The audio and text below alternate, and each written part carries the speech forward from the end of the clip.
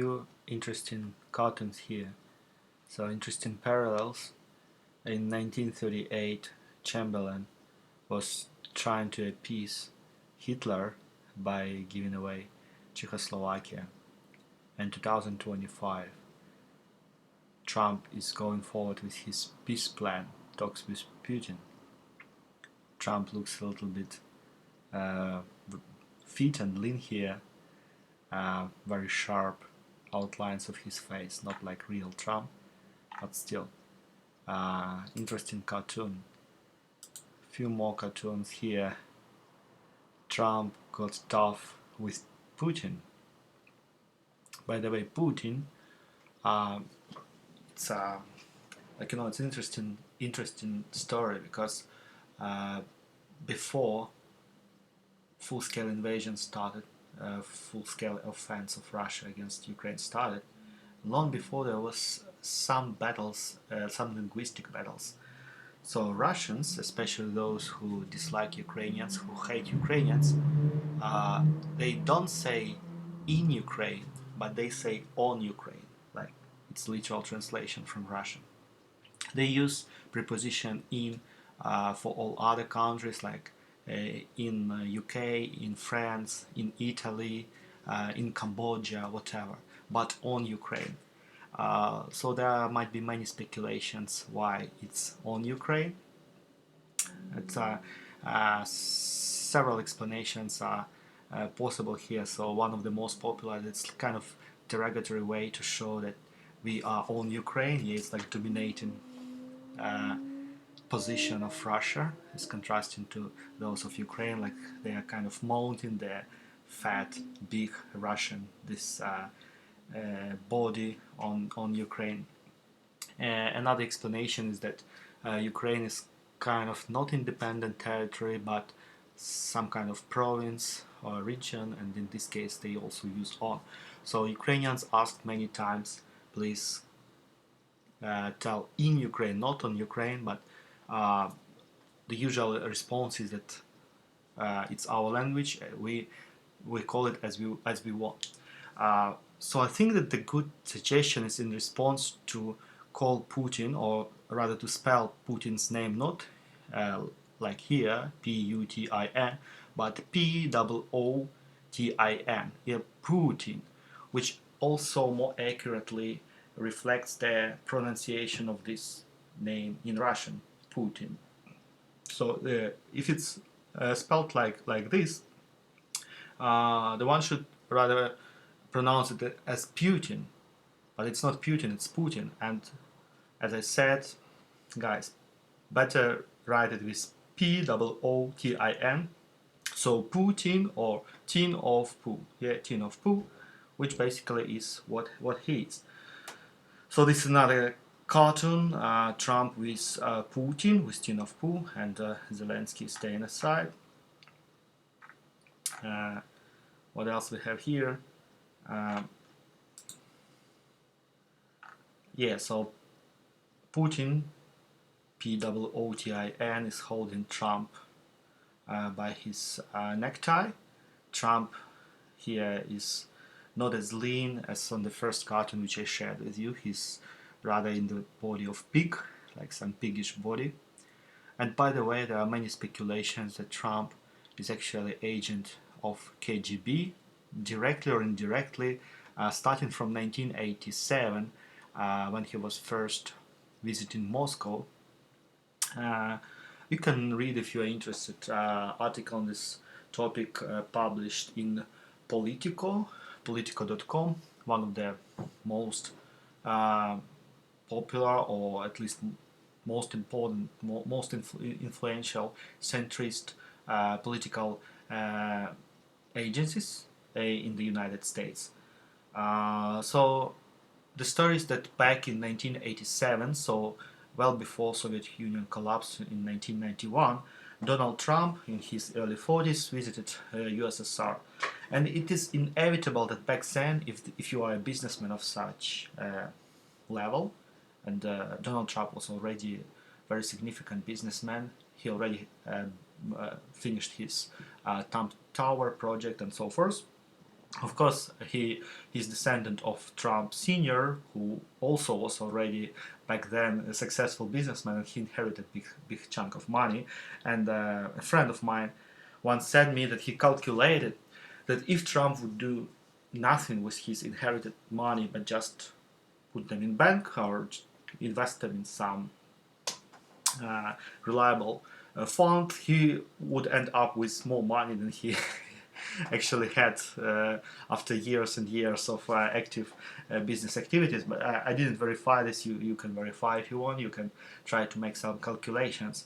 But still, he visited Moscow in 1987, and it's inevitably that back then, if the businessman of that rank, of that status of successful American businessman was visiting communist country, which Russia or USSR was back then, it's inevitable that they were under close surveillance of KGB, secret service of Russia and Soviet Union, which later became FSB. And also it's inevitable that KGB would be trying to approach Trump to actually recruit him for secret services. There were different ways. They could promise him some financial incentives, which, as we know, in case of Trump, can play big role. He loves money. They could actually have some compromising material against him. They could do both. And by the way, first wife of Donald Trump, yeah, I think she was first. I'm not sure, but must be first, from Czechoslovakia. The lady who died 3 years ago in 2022.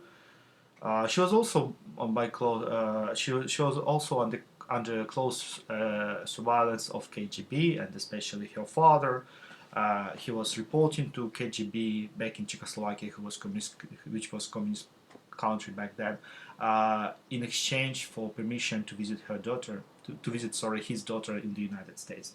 Anyway, to be objective, it's not.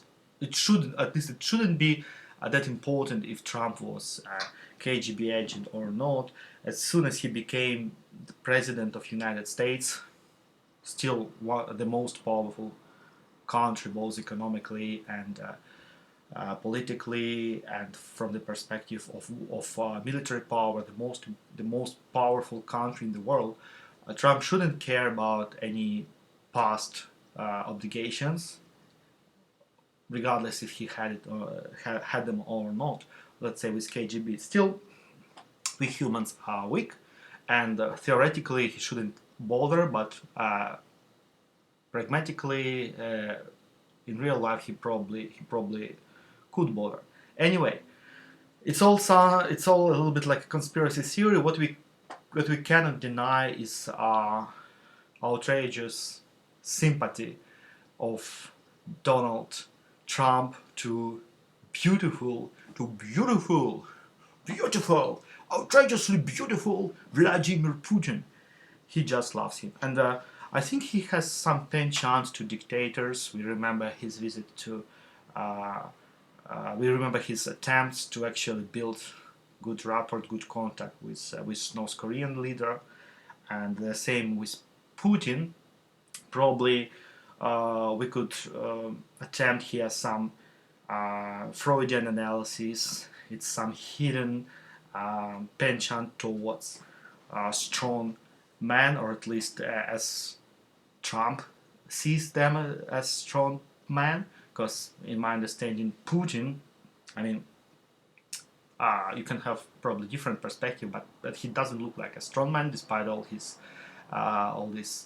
judo and skiing and stuff. He looks like a little bit man with very low self-esteem, with some very swinging moods, and probably I don't know what's in his head, but many people think that he is actually strong, and Trump can be among them. And also, the legend goes that he is extremely rich. He's filthy rich, and Trump is attracted to everything what is filthy rich. I remember before his first presidency, back in like late 2016, before his inauguration, he was kind of boasting his acquaintance with Putin, or he was actually foreseeing his acquaintance. He was, oh, I know Putin, I know this, I know that, I know Berlusconi from Italy. So he is kind of boasting this ability to be in the same room with this big bad men, or big bad boys. Anyway, how sincere are Trump's attempts to actually bring peace to Ukraine, and so forth? So first of all, to bring peace, uh, in its core is a noble aspiration, and should be prized. But we should look at into context. Basically, for everyone who follows the situation, uh, it's clear, it's straightforwardly clear that Putin wants to end this war. It's disastrous war for Putin. He wants peace negotiations, preferably, of course, on his terms. He signaled it not once and not twice. Russian army couldn't achieve significant advances in Ukraine. They are losing tremendous amount of manpower, and Putin is trying to avoid, until the very end, he's trying to avoid the full-scale mobilization in Russia, because full-scale mobilization would be disastrous for him. So it would be disastrous. So he still is able to keep passive Russians in this, subordination, and all these repressions, all this uh, police regime is actually suppressing. But there is some tipping point, and I would say that full-scale mobilization could be the tipping point that people just flood the streets, and it could be just a matter of few days or few weeks when Putin regime just collapses, as it happened with Yanukovych regime. Yanukovych was president of Ukraine, who was a big friend of Putin, and who fled to Russia after Dignity Revolution in Ukraine in 2014, which actually led to occupation of Crimea and other events, culminating in what we're having right now, culminating in war. So Putin is very afraid of this scenario, so he's trying to avoid full-scale mobilization as long as possible. For this matter, and he's trying to end this war as well. So he was sending multiple messages, and he is also trying to get as much as possible. So he actually, on the one hand, he is very much willing to end this war, disastrous for him. On the other hand, he wants to sell this war as victory for his people, for Russia. And by the way, very soon, on 9th of May this year, 2025, we have 80 years of victory of Soviet Union against Germany in the Second World War, 9th of May 1945. So 9th of May 2025 will account for 80 years since this date. And it's strongly believed that Putin is actually planning to achieve some significant success, at least in his eyes, by this date, and kind of celebrate victory against Germany 80 years ago, together with victory against Ukraine. I think it's known fact for everyone that Russian propaganda, all this Orwellian machine, calls Ukraine like Nazist or fascist regime. They use different terms, so they're actually kind of fighting against Hitler in Ukraine. Like it's completely like ununderstandable, and completely like all this double thinking. But anyway, they try to present this victory against fascist Ukraine as they frame it, together with victory against Nazi Germany in 1945. But Putin is actually demanding from Ukraine to give up its territories, its significant territories, like Lugansk region, Donetsk region, of course Crimea, then Kherson region, Zaporizhia region, and also the demand is that Ukraine constitutional Ukraine Putin in the constitution refusal to become a member of NATO anytime in the future, and refuses any demands for Crimea, and actually acknowledges that Crimea is Russian territory. So these claims are actually disastrous, and uh, if Ukraine accepts those claims, it's not clear why Ukraine was fighting heroically all these years uh, against Russia. Uh, More than that, Ukraine would be actually able to achieve this kind of negotiation without any intermediary in the face of Donald Trump or whoever. So there is no uh, clear understanding why Ukraine needs Trump to sign this disastrous agreement. Uh, it's not clear what kind of agreement actually would be achieved, because Trump said, okay, I will be by your side, means by Ukrainian side, and I'll try to convince Russia to grab as little territories as possible. Like he will try to convince Russia not to chew as much territories as they want. Even though Putin said that it's their demands, and they will not back. So that's what they want, and they will not give up these demands. So it's not exactly clear how Trump would convince Putin to give up some of these demands. So one more important detail, that Putin has demanded these territories, which I just mentioned, like Donetsk region, Lugansk region, Kherson region, Zaporizhia region, and Crimea. In many of these regions, like Donetsk region, Lugansk region, they are not controlling the whole administrative territory in administrative borders. They only controlling some part. Ukrainian troops are controlling the other part. There is very intense fighting between two parts. But Putin says we should have control over the whole regions in their administrative borders. So they are asking even more than they are controlling right now. Once again, it's not clear for what Ukraine was fighting all these years if you just giving up and giving away all these territories. Interesting situation. And so what we have? So what we have? Imagine that we have some situation like in school. And by the way, it's known fact that Donald Trump was a bully in school, and his father, businessman, sent him to some special school or college. I don't want to be wrong here, but it was some special school, kind of semi-military or semi-something, so to make him more organized and not as bullish as he was. I don't know if it helps or not. Obviously, Donald Trump is a strong person. He's that kind of school bully boy. And here we have a situation that much bigger Russia, much bigger in terms of population, in terms of military power, in terms of territory, starts war, full-scale invasion against Ukraine, unprovoked full-scale invasion. Very ruthless, very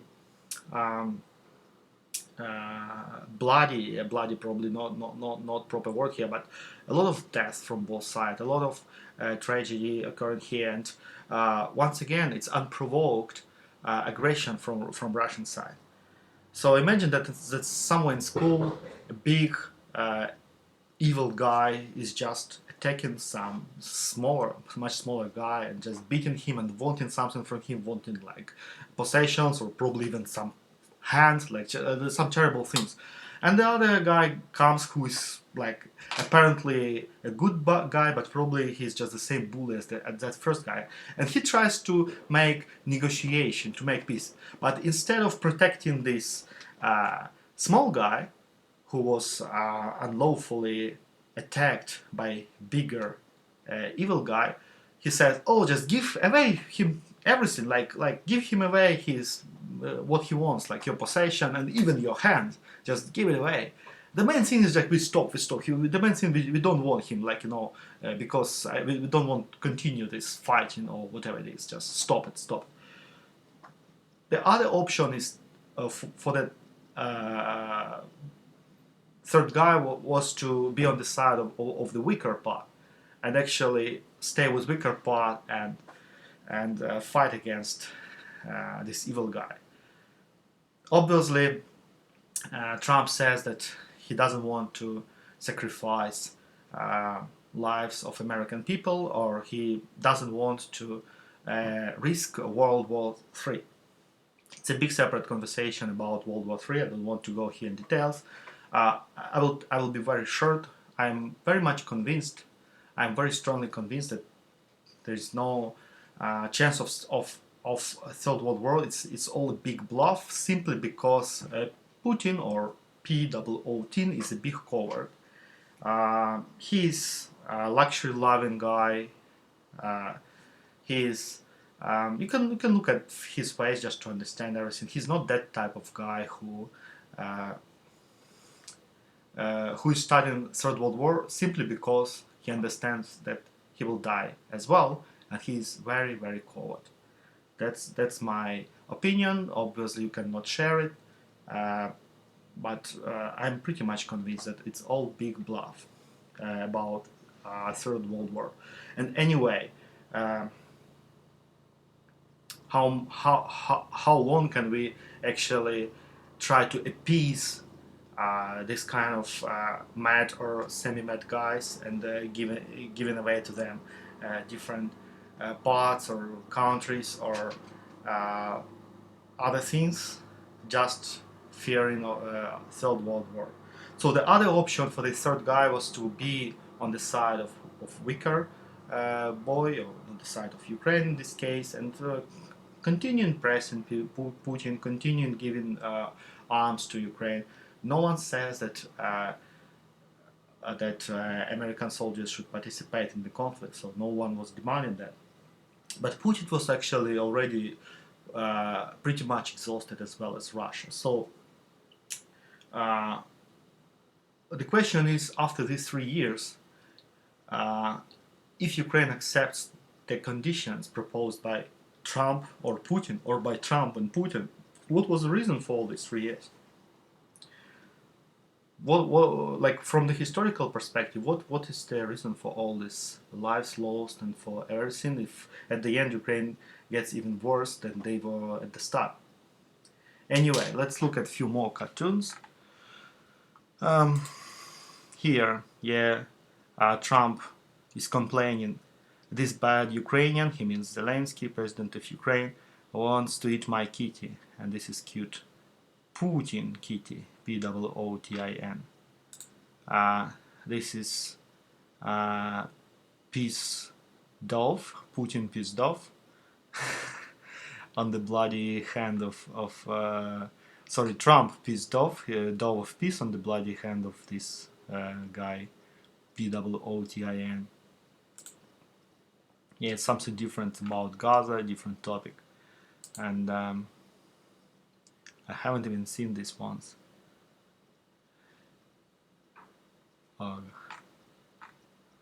Anyway, yeah. Thank you.